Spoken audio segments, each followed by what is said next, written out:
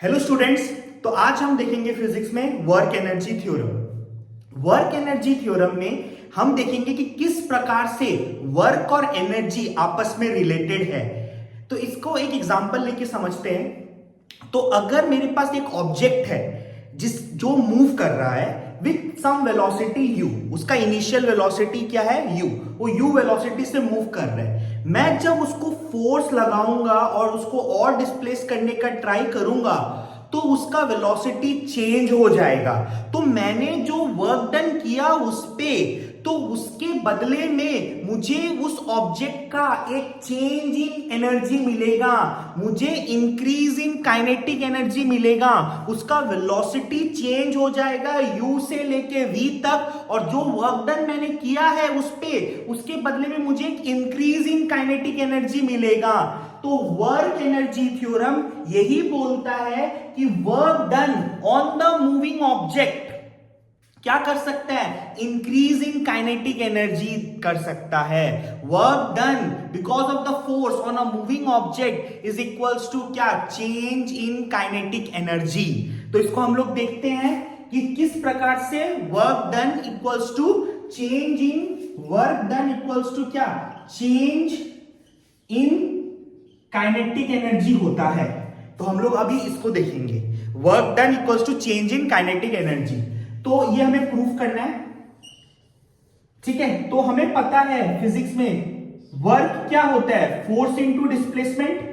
Force into displacement actually F S cos theta होता है। हम लोग कॉस एंगल को 0 डिग्री ले लेते हैं, तो कॉस 0 डिग्री 1 हो जाएगा। तो वर्क क्या होगा, फोर्स इंटू डिस्प्लेसमेंट, ठीक है। अब फोर्स क्या होता है, मास इंटू एक्सीलरेशन। न्यूटन का सेकंड लॉ से F equals to ma, mass into acceleration.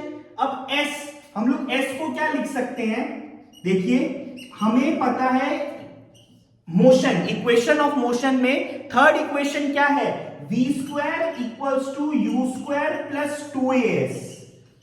v square equals to u square plus 2as। अब इसमें से ध्यान से देखिए, ये v स्क्वायर है, ये u स्क्वायर इधर गया, यहां पे क्या बचा 2as। तो s क्या होगा, v square minus you square by 2a।